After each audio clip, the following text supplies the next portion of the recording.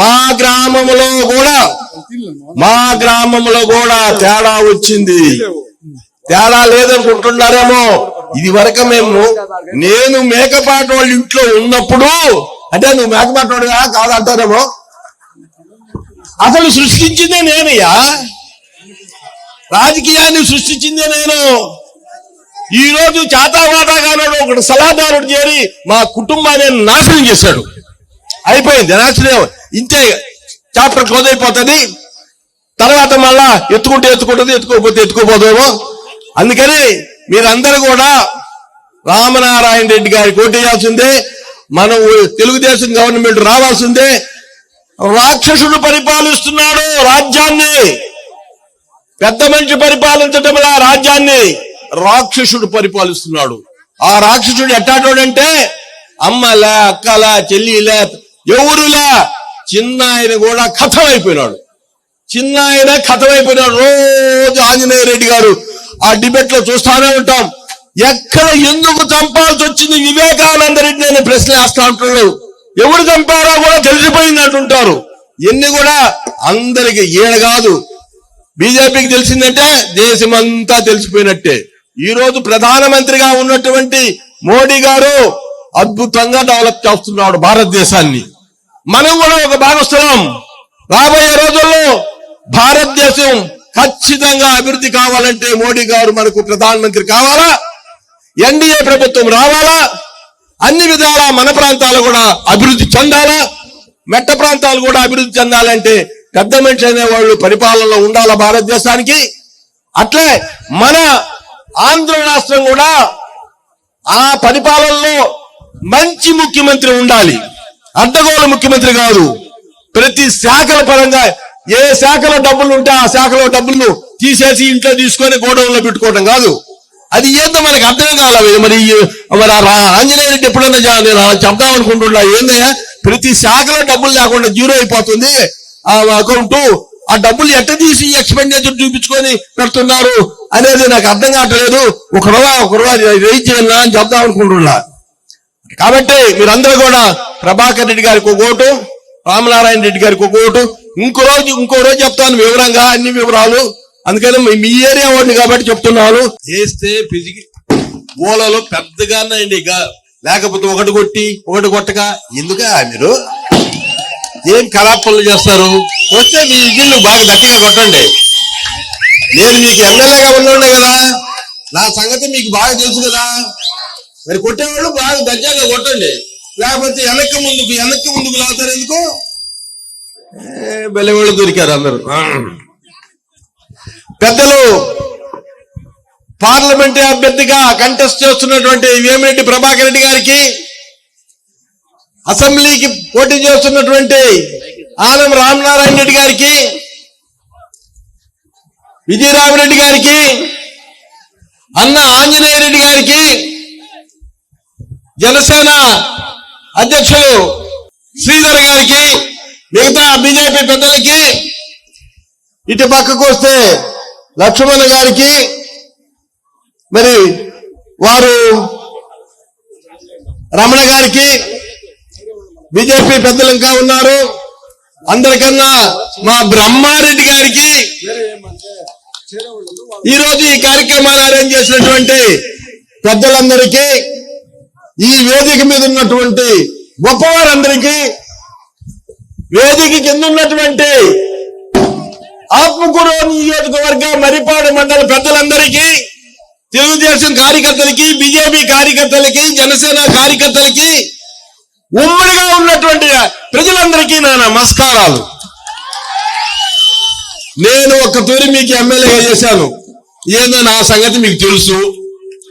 అయితే 4 తూర్లు నన్ను ఉదయగిరి కాన్స్టిట్యున్సీ గెలిపించింది. జిరారెడ్డి కూడా 2 తూర్లు గెలిచాడు, లచ్చవల్ల గెలిచినాడు, రామనారాయణ రెడ్డి గారు 6 తూర్లు గెలిచినారు. అయితే ఉదయగిరికి నాకు ఉదయగిరి దొరికింది. బాగానే ఉంది. ఉదయగిరి ప్రజలు చాలా మంచి వాళ్ళు. ఉదయగిరి ప్రజలు కూడా రేపు తెలుగుదేశాన్ని కూడా ఎంపీగా ప్రభాకర్ రెడ్డి గారిని గెలిపించబోతున్నారు. ఖచ్చితంగా 100కి 100 ప్రభాకర్ రెడ్డి గారు ఎంపీ కాబోతున్నారు. రామనారాయణ రెడ్డి గారు ఎమ్మెల్యే కాబోతున్నారు. మన మర్రిపాడు మండలం అన్ని రకాలుగా బాగుపడబోతుంది. నాకు తెలుసు ఎవరు ఎలాంటి వాళ్ళు ఏ పని చేయగలరు ఎంత మాత్రం అనేది అందరివి వాల్యూస్ నాకు తెలుసు, మీ అందరికీ తెలుసు. నేను ఉన్నదే రాజకీయంలోనే నడుస్తున్నాను దాదాపు 30-40 ఏళ్ల నుంచి.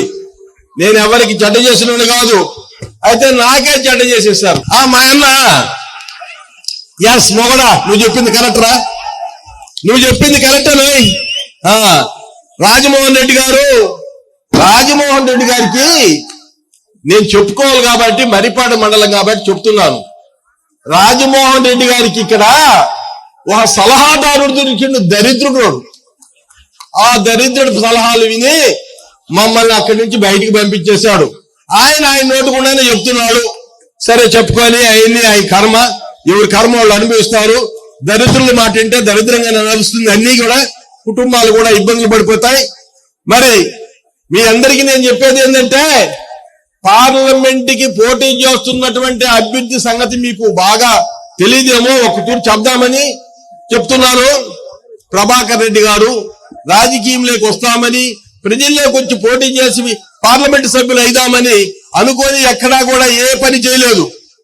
ప్రజాసేవ చెయ్యాలని ఆయనకున్న ఆర్థిక స్తోమతలతో ఆయన ప్రజాసేవ చేసుకుంటూ వస్తున్నాడు ఇప్పటిదాకా. ఇప్పుడు ఆ పరిస్థితి వచ్చింది, ప్రజల్లోకి వచ్చి పోటీ చేయాల్సిన అవసరం వచ్చింది, పోటీ చేస్తున్నారు. అది మన అదృష్టం. ఇప్పుడు ఆయనకు ప్రత్యర్థిగా ఉన్నటువంటి పెద్ద మనిషి మీకు దొరకడు. ఆ మనిషి మనుషులకు విలువలిచ్చే ఆయన కాదు, కిరీటాలు ఉన్న వాళ్ళకే విలువిస్తాడు. కిరీటాలంటే ఎవరు? రాజులుగా ఉంటే ఢిల్లీ రాజులు లేకపోతే ఇంకే రాజులకే ఇస్తాడు ఆయన విలువ. మనుషులతో మాట్లాడు. ఎక్కడిక్కడ దొరకడు మనకి. మీరు ఎవరన్నా పని కావాలా పార్లమెంట్ సభ్యులతో ఎంపీతో అనుకుంటే ఢిల్లీకి పరిగెత్తాలా? మీరు పరిగెత్తారా మగోళ్ళరా? ఢిల్లీకి పరిగెత్తారా? మనము ఏడా ఇదిగో చెప్పేదిలో 100 రూపాయలు ఛార్జీ పెట్టుకుంటే మనకు నెల్లూరులో దొరుకుతారు అన్న ప్రభాకర్ రెడ్డి అన్న. మనం ఆయన కాడికి పోయి ఏదైనా పని చేసుకొని వస్తాం. అందరికన్నా ముందు రామనారాయణ రెడ్డి గారు ఎప్పుడు తిరుగుతానే ఉంటారు. ఉదయం నెల్లూరు బద్దేలి, బద్దేలిలో ఆయన అల్లుడు, నెల్లూరులో ఆయన కాపురం, ఆత్మకూరు ఆయన కాన్స్టిట్యున్సీ.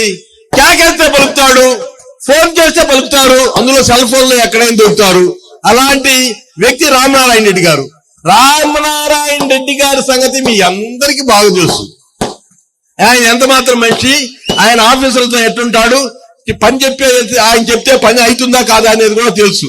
అందుకని మీ అందరికీ నేను ఒకే మాట చెప్తున్నాను. ఈ నియోజకవర్గ మనిషిగా, మర్రిపాడు మండల ఓటర్గా నేను చెప్తున్నాను, 100కి 100 మనం రామనారాయణ రెడ్డిని గెలిపించుకోవాలి. అట్లే ఎంపీ గారికి సైకిల్ గుర్తుకు మన ఓట్లు 2 ఓట్లు కూడా 2 ఓట్లు ఇస్తారు. 1 ఓటు పార్లమెంట్ కి, 1 ఓటు అసెంబ్లీకి వేయాలి. మనము 2 ఓట్లు కూడా తూచా తప్పకుండా మర్చిపోకుండా మనకు చంద్రబాబు నాయుడు గారు ముఖ్యమంత్రి కావాలి. చంద్రబాబు నాయుడు గారు ముఖ్యమంత్రి కావాలంటే సైకిల్ గుర్తు మీద ఓటేయాలి. ఈరోజు మా శాంతమ్మ కూడా ఆమెకి చంద్రబాబు నాయుడు గారు రాష్ట్రంలో ఒక పోస్ట్ కూడా ఇచ్చున్నారు. ఆమె రాలేకపోయింది. ఆమె కూడా మీకు ఆమె సన్నివేళ ఆమె ఉపన్యాసం కూడా వినిపించాలని రామనారాయణ గారు ఆమెను తీసుకురావాలన్నారు. అయితే కొన్ని పరిస్థితుల వల్ల రాలేకపోయినారు. ఆమె కూడా బాగానే చాకిరీ చేసే ఆమె పార్టీకి. ముఖ్యంగా మీడియా ద్వారా కూడా చెప్తున్నారు, వాలంటీర్లు రాజీనామా చేయొద్దు. గతంలో 5 ఏళ్లు మీరు ఒక పార్టీకి ఊడిగం చేశారు, కూలీల కన్నా హీనంగా పనిచేశారు. వదిలేయండి, నిజాయితీగా ఉండండి.